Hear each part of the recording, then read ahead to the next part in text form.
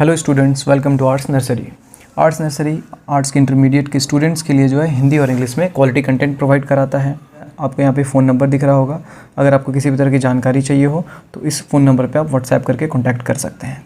ठीक है, तो हम आज जो है पहले पिछले क्लास का एक मिनट के अंदर जो है रिकैप दे देते हैं।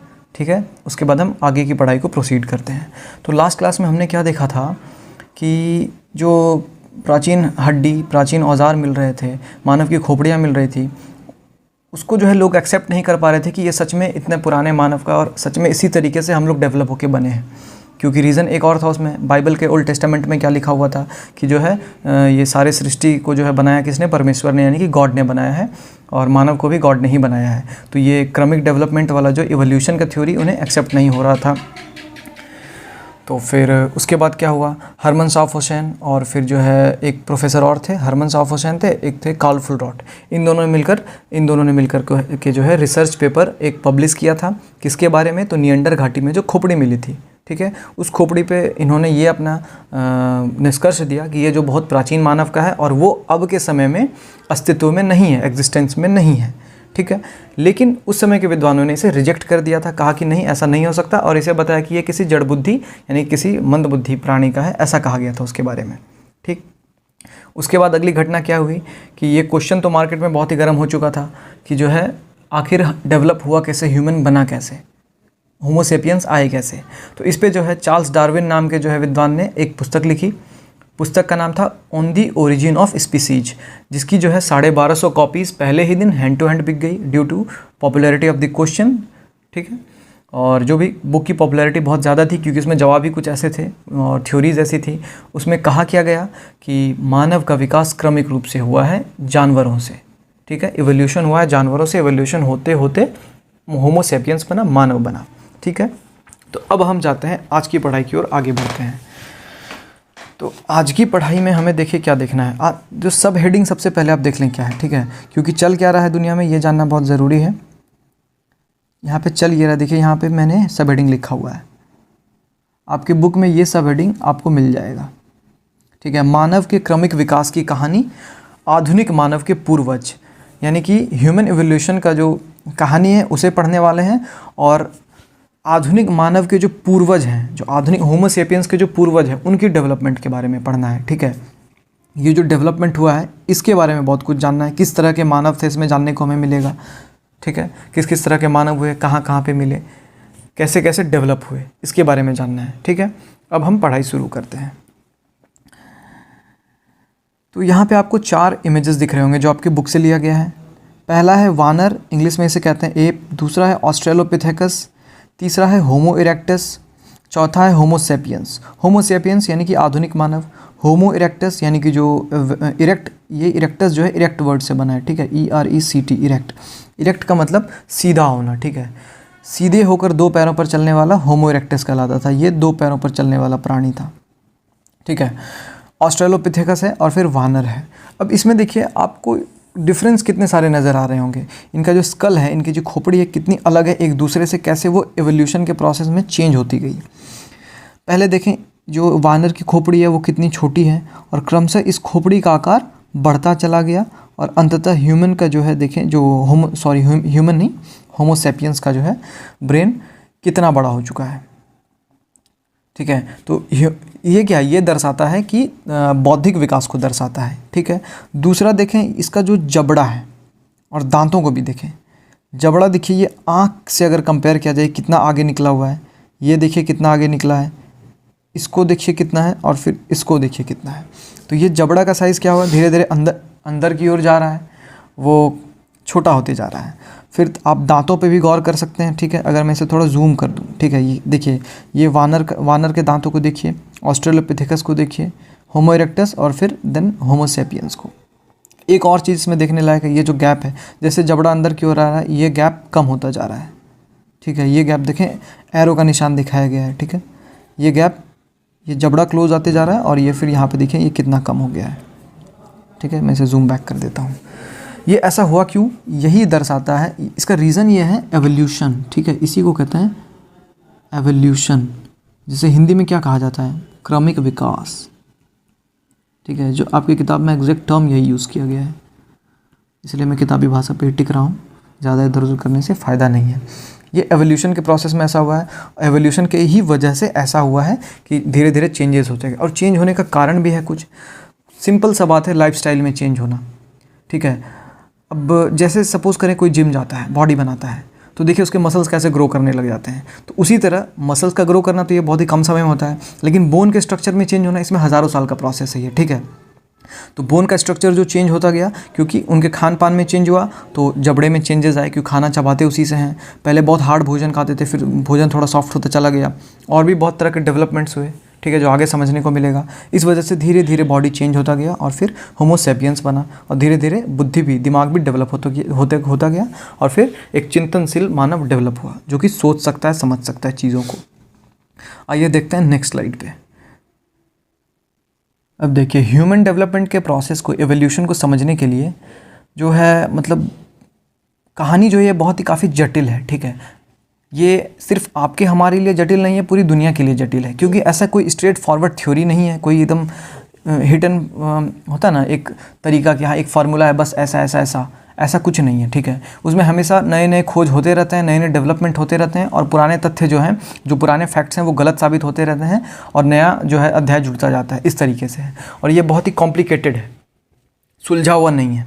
फिर भी आपके बुक में जो है उसे मैंने और भी ज़्यादा सुलझा कर आपके सामने पेश करने की कोशिश की है, जो आपको ये डायग्राम यहाँ पे जो भी PDF में दिख रहा है। तो आज से 360 लाख वर्ष पूर्व क्या हुआ कि मैमल्स, यानी कि स्तनधारी जो एक कैटेगरी है, स्तनधारी कैटेगरी तो आप समझते होंगे, आपने साइंस भी पढ़ रखा है। वैसे जीव जो अपने बच्चों को दूध पिलाते हैं, ठीक है, उनमें मेमोरी ग्लैंड पाया जाता है, उसे स्तनधारी कहते हैं। स्तनधारियों में बहुत सारे जीव जंतु आते हैं, ठीक है, ठीक है, उसमें बहुत सारे जीव जंतु हैं। तो उसी में से एक डेवलप होकर निकला प्राइमेट्स, ठीक है। क्या निकला? प्राइमेट्स। अब प्राइमेट्स में क्या क्या आते हैं? तो प्राइमेट्स में है वानर, दूसरा है लंगूर यानी कि मंकी, तीसरा है ह्यूमन यानी कि मानव, यानी कि हम लोग, मानव, ठीक है। तो प्राइमेट ये श्रेणी आया कब? ये आया 360 लाख वर्ष पूर्व।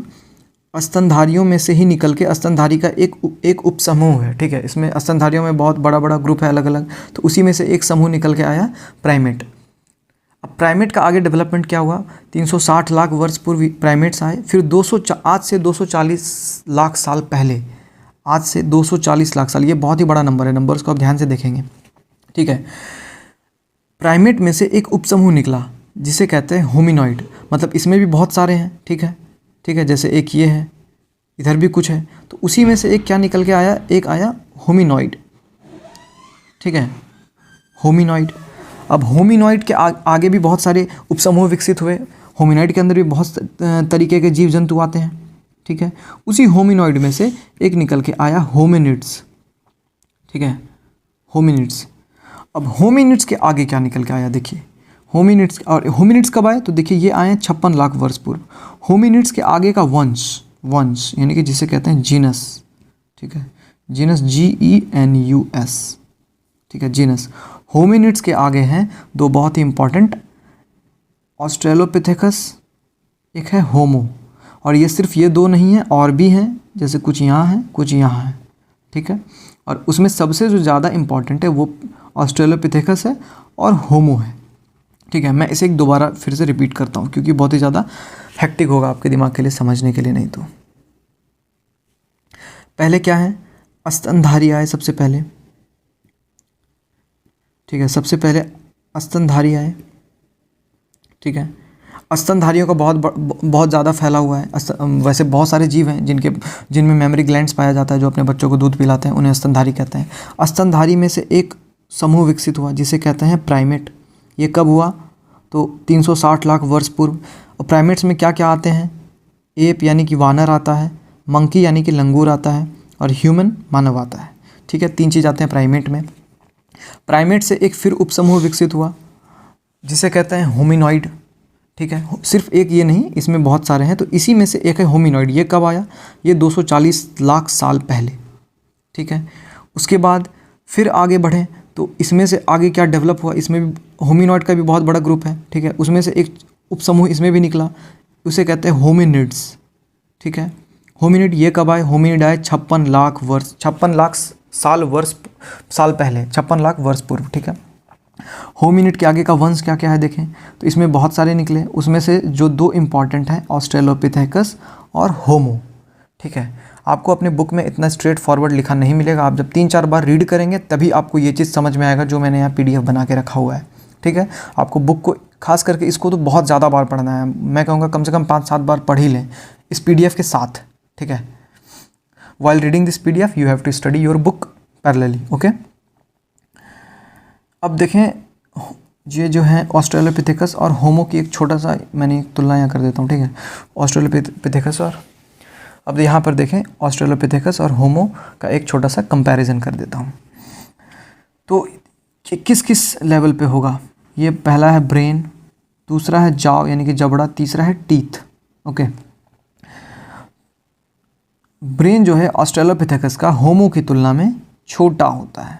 ठीक है, और इसके जबड़े बड़े होते हैं होमो की तुलना में, और इसके दांत भी बड़े होते हैं होमो की तुलना में। बड़े के लिए मैं ऊपर तीर का सिंबल यूज़ कर रहा हूँ और छोटा के लिए नीचे की तीर का सिंबल कर रहा हूँ।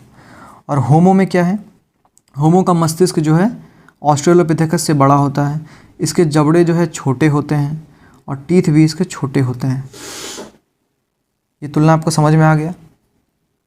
ठीक है, यानी कि इससे ये बात तो क्लियर हो गया कि होमो ऑस्ट्रेलोपिथेकस से ज़्यादा डेवलप्ड होमो है, क्योंकि इसका मस्तिष्क बड़ा है, इसके जबड़े छोटे हैं और दांत भी छोटे हैं, किसके कंपैरिजन में, ऑस्ट्रेलोपिथेकस की तुलना में।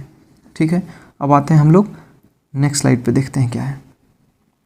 हाँ, अगर आपको यहाँ पे चीज़ें समझ ना आएँ तो इसे एक वीडियो को फिर से पीछे जाकर दोबारा देखें, हालांकि मैंने 2 बार बता दिया है, और बुक को रिपीट करके पढ़ें, बहुत ही कॉम्प्लिकेटेड है, आप समझ जाएंगे, बहुत मुश्किल नहीं है। अभी हमने ऑस्ट्रेलोपिथेकस और होमो का एक छोटा सा तुलना किया था, तो जिसमें हमें समझ में आया कि होमो जो है ज़्यादा डेवलप्ड थे ऑस्ट्रेलोपिथेकस की तुलना में। अब देखिए हुआ ये था कि आज से 25 लाख साल पहले की बात है, 25 लाख ईयर्स एगो की बात हो रही है, 25 लाख ईयर्स एगो। ओके, उस वक्त क्या हुआ, ध्रुवीय हिमाच्छादन। ठीक है, यानी कि बर्फ़बारी बहुत ज़्यादा हुई। ठीक है, और हिमयुग का प्रारंभ हुआ, जिसे कहते हैं ice age. Ice age Hindi में कहते हैं इसे हिमयुग, हिम मतलब बर्फ़ होता है, तो आइस एज आया। आइस एज के आने से क्या हो गया कि बड़े बड़े भाग जो हैं पृथ्वी के वो ढक गए बर्फ़ से, और जलवायु और वनस्पति जो भी है उसमें बहुत बड़ा चेंजेस आया। सिंपल सी बात है, बर्फ़ बहुत ज़्यादा बढ़ जाएगा तो जलवायु परिवर्तन, जो भी इन्वायरमेंट है उसमें चेंज तो होना ही है। तापमान की कमी हो गई, वर्षा की कमी हो गई, तो इससे क्या हो गया, जंगल कम हो गए, लेकिन मैदान का क्षेत्रफल बढ़ गया। तो ऑस्ट्रेलोपिथेकस जो है ये जो है जंगलों में रहने वाले थे, तो इससे क्या हो गया, जंगल कम हुए तो धीरे धीरे ऑस्ट्रेलोपिथेकस जो है लुप्त हो गए। ठीक है, और उसके स्थान पर दूसरी प्रजातियां आ गई जो कि सूखे परिस्थिति में आराम से रह सकते थे, जो बिना जंगलों के रह सकते थे। ठीक है, तो इसमें जो है सबसे जो पुराने प्रतिनिधि इसमें कौन से शामिल हैं, इसमें है जीनस होमो, यानी कि होमो जो है होमो वंश। ठीक है, ये होमो इसका सक्सेसर बना। ठीक है, ऑस्ट्रेलोपिथेकस के बाद। और होमो का अर्थ होता है, हिंदी में अगर बोलें तो इसे कहते हैं आदमी, और इंग्लिश में कहें तो मैन। ठीक है, लेकिन यहाँ पे आदमी या मैन का मतलब सिर्फ मैन नहीं होता है, मैन एंड वीमेन दोनों होता है, मैन प्लस वीमेन दोनों होता है। ठीक है, अब होमो में क्या है, देखिए वैज्ञानिकों ने डिफरेंट तरीके के होमोस को जो है अलग अलग तरीके के नाम दिए हैं, अलग अलग होमो को उनके गुण के आधार पर। ठीक है, तो उसमें पहला है होमो हैबिलिस। ठीक है, आपको दिख रहा होगा यहाँ पे होमो हैबिलिस, ब्लर क्यों आ रहा है थोड़ा, अभी ठीक हो गया। पहला होमो हैबिलिस है। ठीक है, और होमो हैबिलिस का क्या गुण है, ये औजार बनाते हैं, टूल्स बनाते हैं, यहाँ पे लिख दिया है मैंने, टूल्स औजार बनाते हैं। दूसरा है होमो इरेक्टस। होमो इरेक्टस मैंने पहले भी इसका जिक्र किया है। ठीक है, होमो इरेक्टस ये बाइपेडल इसे कहते हैं। ठीक है, बाइपेडल, बाइपेडल कहने का मतलब है 2 पैरों पर चलने वाला। ठीक है, 2 पैरों पर चलने वाला। और इरेक्टस वर्ड जो है इरेक्ट से बना, इरेक्ट मतलब सीधा, ये सीधे खड़े होकर 2 पैरों पर चलता था। ठीक है, इसे इंग्लिश में अपराइट मैन कहते हैं। ओके, और फिर तीसरा है होमो सेपियंस। होमो सेपियंस तो आप समझ ही रहे हैं, हमारी खुद की बात हो रही है, यानी कि बुद्धिमान लोगों की बात हो रही है। वाइज और थिंकिंग मैन, बुद्धिमान या विचारशील व्यक्ति या चिंतनशील व्यक्ति। तो वैज्ञानिकों ने किस तरह के तीन जो है बताए हैं, पहला होमो हैबिलिस, दूसरा होमो इरेक्टस और तीसरा होमो सेपियंस। और इसमें यह भी बताया गया है कि जो है इनके जीवाश्म, प्राचीन जीवाश्म कहाँ कहाँ से प्राप्त हुए हैं। तो होमो हैबिलिस का जीवाश्म जो है वो ओमो इथियोपिया नाम की जगह से प्राप्त हुआ है। इथियोपिया जो है अफ्रीका महाद्वीप में एक इथियोपिया जो है अफ्रीका में एक देश है, उसी के ओमो नाम के जगह पर जो है होमो हैबिलिस का जीवाश्म पाया गया। और एक तंजानिया भी देश है अफ्रीका महादेश में ही, तंजानिया के ओल्डोई गॉर्ज जगह से इसका जीवाश्म प्राप्त हुआ है। किसका? होमो हैबिलिस का। ठीक है, यानी कि कहाँ से? तो अफ्रीका की बात हो रही है।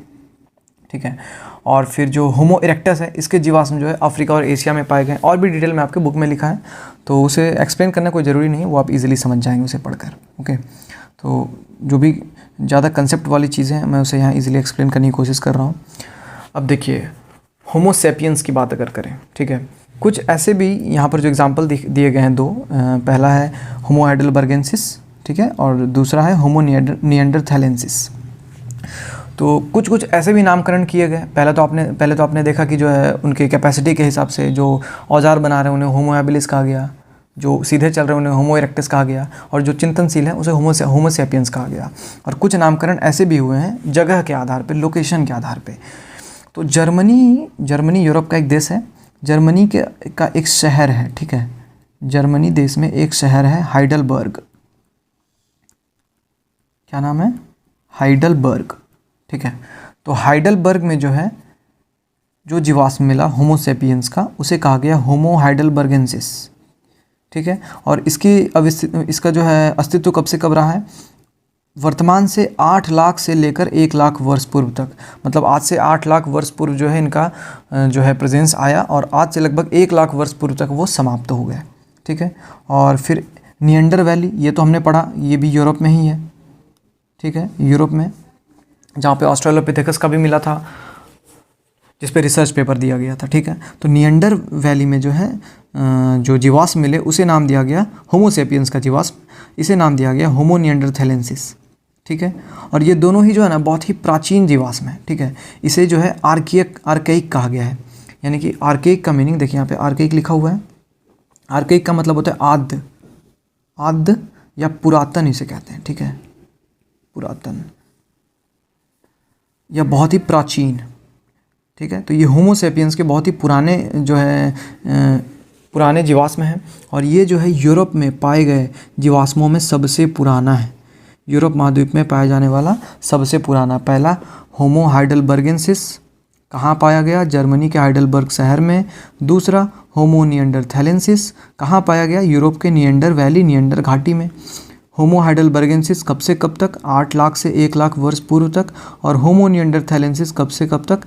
आज से 1,30,000 साल पहले, यानी कि 1.3 लाख ईयर्स अगो से लेकर के 35,000 ईयर्स अगो, 35,000 वर्ष पूर्व तक इनका जो है अस्तित्व लगभग समाप्त हो चुका था। अब यहाँ पर एक और चीज़ है जो ऐड करने लायक है। ठीक है, वो क्या मैं बताता हूँ। पहले मैं इसे इरेज कर देता हूँ। ठीक है, ये आपने देख ही लिया।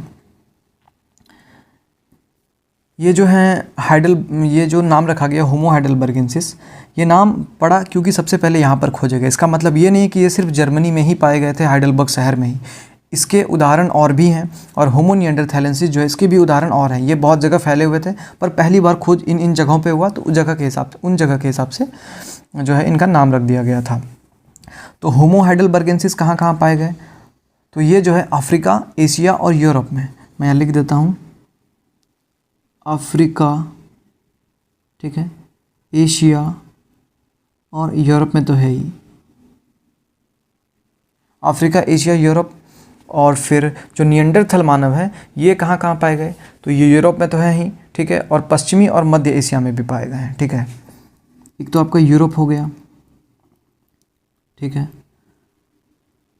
पश्चिमी एशिया, ठीक है, और फिर मध्य एशिया। इन जगहों पे ये इनका फैलाव था। ठीक है, अफ्रीका, एशिया, यूरोप, और यूरोप, पश्चिमी एशिया और मध्य एशिया। और मैं आपको ये भी रिक्वेस्ट करूँगा कि प्लीज़ आप जाकर के मैप पे इन जगहों को देखें, वर्ल्ड मैप को ज़रूर समझें। ठीक है, वैसे तो मैं ज्योग्राफी में वर्ल्ड मैप समझा दूँगा, या फिर कहें तो किसी वीडियो के बीच में मैं ऐड करके थोड़ा बता दूँगा, क्योंकि वो समझना बहुत ज़रूरी है। और क्योंकि नॉलेज जो भी होता है वो कनेक्टेड होता है, ठीक है। आप सिर्फ हिस्ट्री पढ़ के बहुत कुछ नहीं समझ सकते। आपको हिस्ट्री पढ़ना है तो आपको बेसिक साइंस का भी नॉलेज चाहिए, ठीक है। आपको बेसिक जो है ज्योग्राफी का नॉलेज चाहिए। सारा सब्जेक्ट एक दूसरे से कनेक्टेड है। जब आप आगे की पढ़ाई करेंगे तो आपको पता चलेगा कैसे सारे सब्जेक्ट्स, सारे डिसिप्लिन्स एक दूसरे डिसिप्लिन कहने का मतलब सब्जेक्ट है, सब एक दूसरे से जुड़े हुए हैं। और किसी एक का इन्फॉर्मेशन से आप जो है बहुत कुछ नहीं समझ सकते। आपको सारे सब्जेक्ट्स का ज्ञान होना चाहिए, ठीक है। तो आप जाके वर्ल्ड मैप को जरूर देखिएगा और इन जगह को ट्रेस कीजिएगा कि वो हैं कहाँ पर, ठीक है। तो आज की क्लास मैं यहाँ पे कंप्लीट कर रहा हूँ, ठीक है। इसे मैं पैकअप कर रहा हूँ यहाँ पे। आई होप आपको अच्छा लगा होगा ये क्लास। और अगर किसी भी तरह का फीडबैक देना हो आपको, ठीक है, या किसी तरह की कमी लग रही हो क्लास में, कुछ ऐड करना हो तो आप प्लीज़ कमेंट में मुझे बताएं, ठीक है। I will try to put it there, okay. और यहाँ तक बने रहने के लिए वीडियो में धन्यवाद। मिलते हैं नेक्स्ट वीडियो में। Till then have a good day.